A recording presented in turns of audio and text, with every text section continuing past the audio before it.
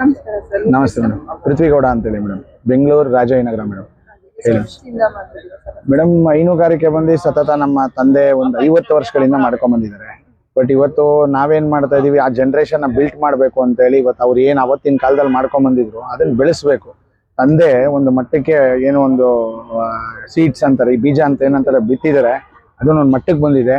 ಈಗ ನಾವು ಅದನ್ನ ಕರೆಕ್ಟ್ ಆಗಿರತಕ್ಕಂಥ ಒಂದು ಗೊಬ್ಬರ ಎಲ್ಲ ಕೊಟ್ಟು ಬೆಳೆಸಿದಾಗ ದೊಡ್ಡ ಎಮ್ಮರವಾಗಿ ಬೆಳೆಯುತ್ತೆ ಅನ್ನೋ ಥರ ಯಾವುದೇ ವ್ಯಕ್ತಿ ಆಗಿರಲಿ ತನ್ನ ತಂದೆ ಮಾಡಿರತಕ್ಕಂಥ ವೃತ್ತಿಯನ್ನು ಬೆಳೆಸಬೇಕು, ಅದಕ್ಕೆ ನಿಲ್ಲಿಸಬಾರ್ದು. ಸೊ ಆ ರೀತಿಯಲ್ಲಿ ನಮ್ಮ ತಂದೆ ಏನು 50 ವರ್ಷದಿಂದ ಮಾಡ್ಕೊಂಡ್ಬಂದಿದ್ರು ಅದನ್ನು ಕಂಟಿನ್ಯೂಟಿ ಮಾಡ್ಕೊಂಡ್ಬಂದಿದ್ದೀವಿ. ಸೊ ಈಗ ಪ್ರೆಸೆಂಟ್ಲಿ ನಾವು ಬೆಂಗಳೂರು ಸಿಟಿನಲ್ಲೇ ಇದ್ದೀವಿ. ಸಿಟಿ ಸೆಂಟ್ರಲ್ ಇರೋದ್ರಿಂದ ನಾವು ಜಾಸ್ತಿ ಪ್ರಮಾಣದ ಹಸುಗಳನ್ನ ಕಟ್ಟೋಕ್ಕಾಗಿಲ್ಲ, ಕಮ್ಮಿ ಪ್ರಮಾಣದ ಹಸುಗಳಿದೆ, ಬಟ್ ಎಲ್ಲ ದೊಡ್ಡ ದೊಡ್ಡ ಹಸುಗಳಿದೆ ಮೇಡಮ್. ಎಷ್ಟು ಹಸು ಇದೆ ಸರ್ ಮೇಡಮ್? ಪ್ರೆಸೆಂಟ್ಲಿ ಈಗ ನಮ್ಮ ಮನೆಯಲ್ಲಿ ಒಂದು 13-14 ಹಸು ಇದೆ. ನಿಮಗೆ ಗೊತ್ತಿರಂಗೆ ಸಿಟಿನಲ್ಲೆಲ್ಲ ಕಟ್ಟಕ್ಕೆ ಅವಕಾಶ ಇಲ್ಲ, ಯಾಕಂದ್ರೆ ಹಸುಗಳೆಲ್ಲ ಮುಂಚೆ ಆದ್ರೆ ಖಾಲಿ ಜಾಗ ಇರೋದು, ಇವತ್ತೆಲ್ಲ ರೆಸಿಡೆನ್ಷಿಯಲ್ ಎಲ್ಲ ಇರೋದ್ರಿಂದ ಡ್ರೈನೇಜ್ ಫೆಸಿಲಿಟಿ ಇನ್ನೊಂದು ಮತ್ತೊಂದು ಪ್ರಾಬ್ಲಮ್ ಆಗೋದ್ರಿಂದ ನಾವು ಸಿಟಿನಲ್ಲಿ ಕಮ್ಮಿ ಪ್ರಮಾಣದಲ್ಲಿ ಕಟ್ಟಿದೀವಿ ಮೇಡಮ್. ಸರ್, ಈಗ ನೀವು ಹಸು ಸಾಗಾಣಿಕೆ ಬಂದಿರೋ ಉದ್ದೇಶ ಏನು? ಇಲ್ಲ ನೀವು ಒಂದು ಕೆಲಸಕ್ಕೆ ಅಂತ ಬೇರೆ ಕಡೆ ಹೋಗ್ಬೋದಿತ್ತು, ಒಂದು IT ಇದೆ, ಬೇರೆ ಬೇರೆ ಆದ ಗೌರ್ಮೆಂಟ್ ಕೆಲಸ. ನೋಡಿ ಮೇಡಮ್, ಯಾವುದೇ ಒಂದು ವೃತ್ತಿ ಆಗಲಿ, ಫಾರ್ ಎಕ್ಸಾಂಪಲ್ ನಾನೇ ನೀವೇ ಅಂತ ಅನ್ಕೊಡಿ. ಈಗ ನೀವೇ ಯಾವುದೋ ಒಂದು ಕೆಲಸಕ್ಕೆ ಅಂತ ಹೋಗ್ತೀರಾ, ಯಾವುದೋ ಒಂದು ಕಂಪ್ನಿಗೆ XYZ ಕಂಪ್ನಿಗೆ ಅಂತ ಕೆಲಸಕ್ಕೆ ಹೋಗ್ತೀರಾ. ಆ ಕೆಲಸದಲ್ಲಿ ನಿಮಗೆ ಸತತವಾಗಿ ದುಡ್ಡು ಬರ್ತಾ ಇರ್ತದೆ ಬಿಟ್ರೆ ನಿಮ್ದು ಆಗಿರತಕ್ಕಂಥ ಒಂದು ಗುಡ್ ವಿಲ್ ಅನ್ನ ಕ್ರಿಯೇಟ್ ಆಗಬೇಕು. ಅಂದ್ರೆ ನಿಮ್ಮ ಎಕ್ಸಾಂಪಲ್ ತಮ್ಮ ಹೆಸರೇನು? ವಿಸ್ಮಿತಾ ಅವರು ಇಲ್ಲದೆ ಇದ್ರೆ ಅದಾಗದೇ ಇಲ್ಲ ಅನ್ನೋ ರೀತಿನಲ್ಲಿ ಕ್ರಿಯೇಟ್ ಆಗಬೇಕು. ಅದು ಕ್ರಿಯೇಟ್ ಆಗಿಲ್ಲ ಅಂದ್ರೆ ನಾವು ಹುಟ್ಟಿದಕ್ಕೆ ಏನು ಸಾಧ್ಯ ಮೇಡಮ್? ಎಲ್ಲರೂ ಕೆಲಸಕ್ಕೆ ಹೋಗ್ಬೇಕು ಅನ್ನೋದೇನಿಲ್ಲ ಮೇಡಮ್. ಕೆಲಸಕ್ಕೆ ಹೋಗ್ಬೇಕು ಅನ್ನೋ ಮೈಂಡ್ ಸೆಟ್ ನ ತೆಗೆದಾಕಿ ಕೆಲಸದಲ್ಲಿ ಏನ್ ಡೆಡಿಕೇಶನ್ ಇದೆ ಆ ಡೆಡಿಕೇಶನ್ ನ ಅರ್ಧ ಭಾಗ ನೀವು ನಿಮ್ಮ ಕೆಲಸದಲ್ಲಿ ಯಾವುದೇ ಆಗಿರ್ಲಿ, ಅದು ಹೈನುಗಾರಿಕೆ ಅಂತಲ್ಲ, ಯಾವುದೇ ಕೆಲಸ ಆಗಿರ್ಲಿ ಕೊಟ್ಟಿದ್ದೇ ಆಯ್ತು ಅಂದ್ರೆ 100% ಆ ಕೆಲಸದಲ್ಲಿ ಸಕ್ಸಸ್ ಆಗ್ಬೋದು. ಅಂದ್ರೆ ನೀವು ಹೇಳೋ ಮಾತನ್ನ ಕೇಳಿದ್ರೆ ನೀವು ತುಂಬಾ 100 ಪಟ್ಟು ನಿಮ್ಮ ಮನಸ್ಸನ್ನ ಹಾಕಿ ಇದರಲ್ಲಿ ಕೆಲಸ ಮಾಡ್ತಿದ್ದೀರಾ, ತೊಡಗಿಸ್ಕೊಂಡಿದ್ದೀರಾ ನಿಮ್ಮನ್ನ ನೀವು ಅಂತ.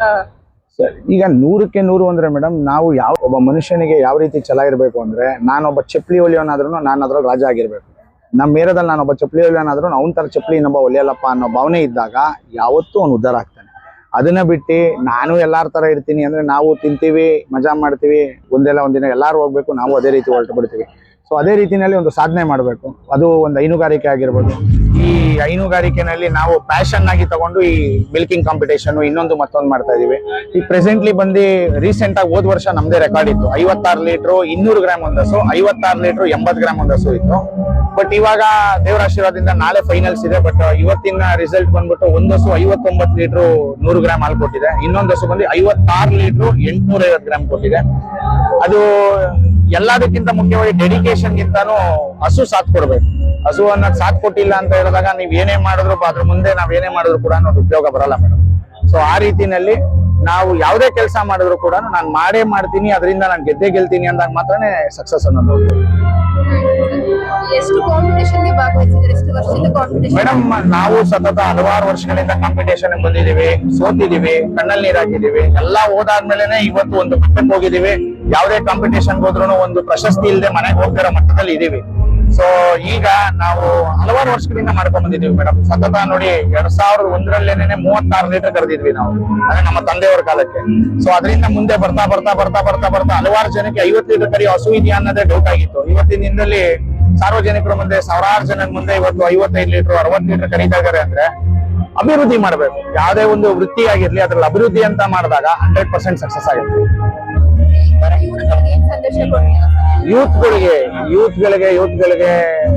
ಯೂತ್ಗಳಿಗೆ ಸಂದೇಶ ಏನು ಅಂದ್ರೆ ಮೇಡಮ್, ನೋಡಿ ನಾನು ಹೇಳೋದು ಇಷ್ಟೇನೆ ಮೇಡಮ್.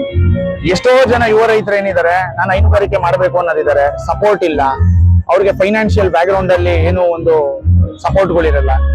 ಅವರು ತಮ್ಮ ಎಷ್ಟು ದುಡ್ಡು ಇರ್ತದೆ ಅದೇ ಪ್ರಮಾಣದಲ್ಲಿ ಚಿಕ್ಕದಾಗಿ ಶುರು ಮಾಡಿದ್ರು ಬಟ್ ಅಚ್ಚುಕಟ್ಟಾಗಿ ಮಾಡ್ಬೇಕು. ಅಂದ್ರೆ ನಾನು ಹೇಳೋದೇನು ಅಂದ್ರೆ, ಇವರೆಲ್ಲ ಎಲ್ಲಿ ಮೋಸ ಹೋಗ್ಬಿಡ್ತಾರೆ ಅಂದ್ರೆ, ಯಾರೋ ಕಮ್ಮಿಗೆ ಕಾಸು ಕೊಡ್ತಾರೆ, ಕಮ್ಮಿ ದುಡ್ಡಿಗೆ ಹಸು ಕೊಟ್ಬಿಡ್ತಾರಂತೆ, ಯಾರೋ ಮಾಡ್ತಾರಂತೆ, ಯಾರೋ ಪಂಜಾಬಿಂದ ತಗೊಂಡ್ಬರ್ತಾರಂತೆ, ಏನೋ ಮಾಡ್ತಾರಂತೆ ಅಂತ ಹೇಳಿ ಸರಿಯಾದ ಮಾಹಿತಿ ಇಲ್ದರೆ ಏನ್ ಮಾಡ್ಬಿಡ್ತಾರೆ, ಯಾವ್ದೋ ಒಂದು ಹಸು ತಗೊಂಡ್ಬಂದ್ಬಿಡ್ತಾರೆ.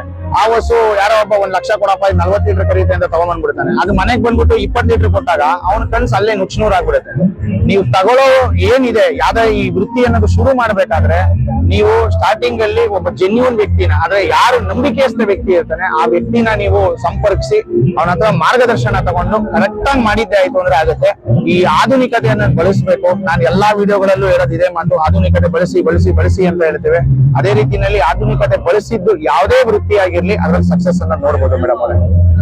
ಅದಕ್ಕೆ ಯಾರೋ ಬಂದು ನಿಮ್ಮನ್ನ ಸಂಪರ್ಕಿಸಿದ್ರೆ ಅವ್ರಿಗೆ ಯೂತ್ಗೆ ಯಾರು ಈ ಕ್ಷೇತ್ರ ಬರ್ಬೇಕಂದ್ರೆ ಮೇಡಮ್ ಅದಕ್ಕೆ ಅಂತಾನೆ ಹೇಳಿ ನಮ್ಮ ಸಂಸ್ಥೆ ಅಂತ ಮಾಡಿದ್ದೇವೆ. 5 ವರ್ಷದಿಂದನೇ ಒಂದು ಹೈನುಗಾರಿಕೆಗೆ ಅಂತಾನೆ ಇಡೀ ನಮ್ಮ ರಾಜ್ಯದಲ್ಲಿ KPDF ಅಂತ ಮಾಡಿದೀವಿ, Karnataka progressive dairy farmers association ಅಂತ ಹೇಳಿ. ಬರೀ ಹೈನುಗಾರಿಕೆಗೆ ಸೀಮಿತವಾಗಿರತಕ್ಕಂತ ಒಂದು ಸಂಸ್ಥೆ ಮಾಡಿದೀವಿ.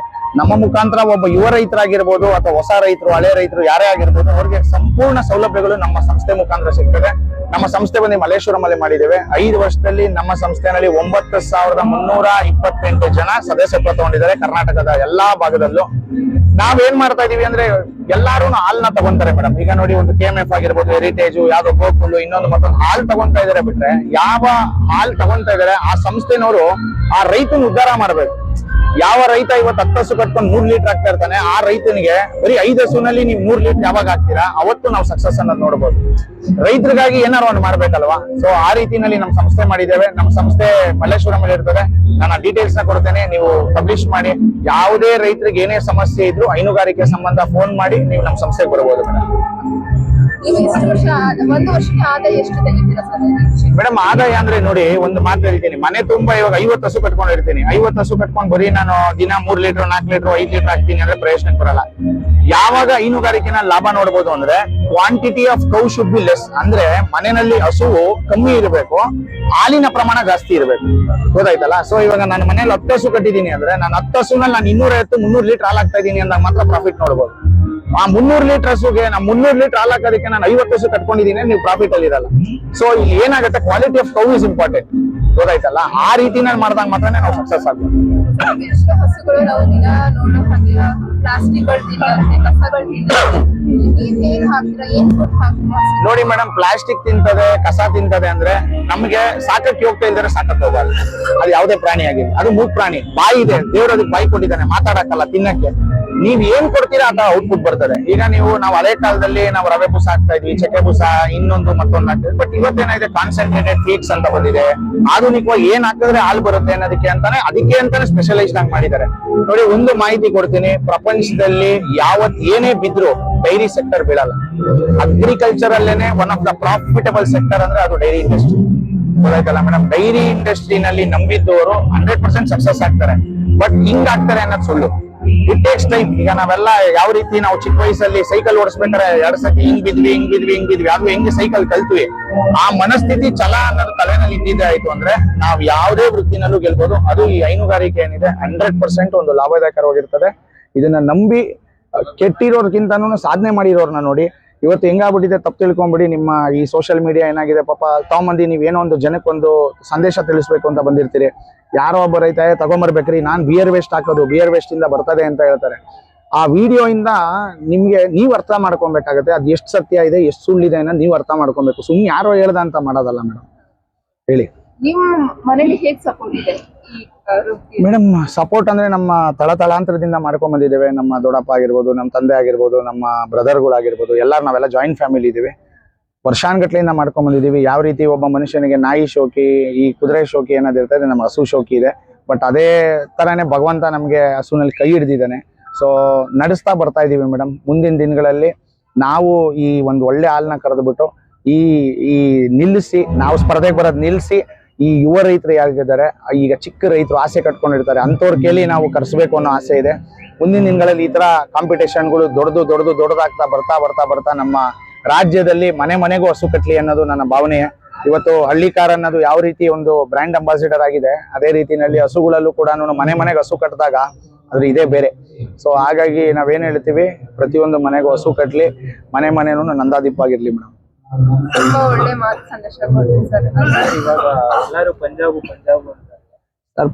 ಪಂಜಾಬ್ ಅಂತ ಹೇಳ್ತಾರೆ ಸರ್. ಪಂಜಾಬ್ ಇದೆ ಸರ್, ಪಂಜಾಬ್ ಅವರು ಇಲ್ಲಿಗೆ ಬರ್ತಾ ಇದಾರಲ್ಲ ಸರ್. ಈಗ ನಾನೇನ್ ಹೇಳ್ತೀನಿ, ಪಂಜಾಬ್ ಇದೆ, ಪಂಜಾಬಿಂದ ಹಸು ತಗೊಂಡ್ಬಂದಿದ್ದೆಲ್ಲ 40 ಲೀಟರ್ 50 ಲೀಟರ್ ಕರಿಯಲ್ಲ ಸರ್. ನೋಡಿ ಈಗ ನಾವು ಒಂದು ಚಪ್ಪಲಿ ಹಾಕೋ ಚಪ್ಪಲಿಯಿಂದ ಹಿಡ್ದು ಒಂದು ಬಟ್ಟೆ ತನಕನೂ ಕಾಸು ಕೊಟ್ಟಂಗೆ ಕಜಾಯ. ಕರೆಕ್ಟಾ ಮೇಡಮ್ ಅವರೇ?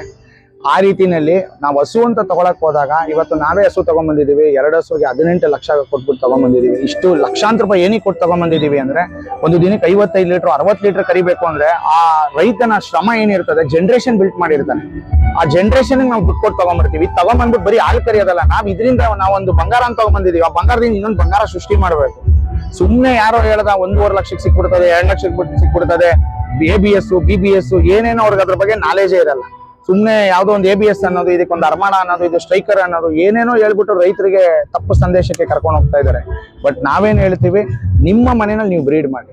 ಎಲ್ಲಾ ಸೌಲಭ್ಯಗಳು ಇವತ್ತು ಸಿಗ್ತಾ ಇದೆ. ನಿಮ್ಮ ಮನೆಯಲ್ಲಿ ನೀವು ಬ್ರೀಡ್ ಮಾಡಿ. ನಿಮ್ಮ ಹಸುಗಳಲ್ಲಿ ನೀವು ಬ್ರೀಡ್ ಮಾಡಿದಾಗ ಮಾತ್ರನೇ ನಿಮಗೆ ಒಂದು ಗ್ಯಾರಂಟಿ ಅನ್ನೋದು ಸಿಗ್ತದೆ. ಅದನ್ನ ಬಿಟ್ಟು ಯಾರೋ ಹೇಳ್ದ 3ನೇವನು ಇದು ಅರ್ಮಾಣ ಅಂತೆ, ಇದು ಸ್ಟ್ರೈಕರ್ ಅಂತೆ, ಇದು ABS ಅಂತೆ ಅನ್ನೋದೆಲ್ಲ ದಯವಿಟ್ಟು ಬಿಟ್ಬಿಡಿ. ಪಂಜಾಬ್ ಅನ್ನೋರು ಯಾರು ಹೋಗ್ಬೇಕು ಅಂದ್ರೆ, ನಾನು ಪ್ರೊಫೆಷನಲ್, ಎಸ್ ನಾನು ಹೈನುಗಾರಿಕೆನಲ್ಲಿ ಎಲ್ಲಾ ಗೊತ್ತಿದೆ ಅಂದ್ರೆ ಮಾತ್ರ ಪಂಜಾಬ್ ಕಡೆ ತಿರುಗಿ ನೋಡಿ. ಇಲ್ಲ ಅಂದ್ರೆ ದಯವಿಟ್ಟು ನಿಮ್ ದುಡ್ಡು ಎತ್ಕೊಂಡೋಗಿ ಅಲ್ಲಿ ಯಾರೋ 3000 ಕಿಲೋಮೀಟರ್ ದೂರದಲ್ಲಿ ಅವ್ನಿಗೆ ಎದೆ ಮೇಲೆ ಹಾಕ್ಬಿಟ್ಟು ನಿಮ್ ದುಡ್ಡನ್ನ ಹಾಳು ಮಾಡ್ಕೊಂಬಿಡಿ. ನಿಮ್ ದುಡ್ಡು ನಿಮ್ ಮನೇಲಿ ಸುರಕ್ಷಿತವಾಗಿರ್ಲಿ. ಒಳ್ಳೆ ಹಸು ತಗೊಳ್ಳಿ, ಒಳ್ಳೆ ಕ್ವಾಲಿಟಿ ಹಸು ತಗೊಳ್ಳಿ ಅಂತ ಹೇಳ್ತೇನೆ.